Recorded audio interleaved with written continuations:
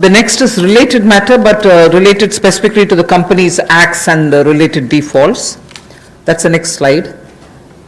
Just prior to the lockdown, we had announced that we shall extend all the compliance deadlines. This form has to be filled up by this deadline, you have to do this compliance by so-and-so deadline. All of them were extended, and so that procedural defaults don't take place.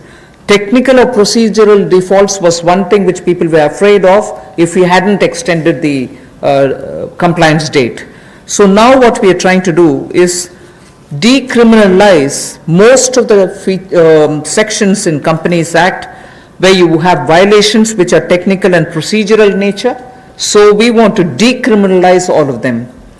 Then compoundable offenses where there are, they can now be tried under internal adjudicating mechanism, and this way one, it becomes simpler, it can be sorted out at the local, the local internal adjudicating mechanism route rather than go to the courts. This will help us decongest the courts. The declogging is absolutely important for the criminal courts and for the NCLT. So amendments will now enable us to achieve all this.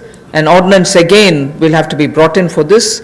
7 compoundable offences altogether will be dropped and 5 will be dealt with under alternative framework.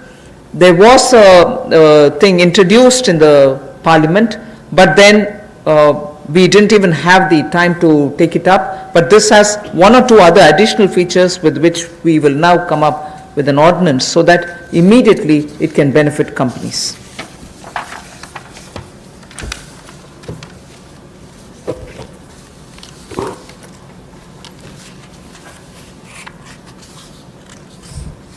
जो छोटे तकनीकी और प्रक्रियात्मक चूक होती है उसको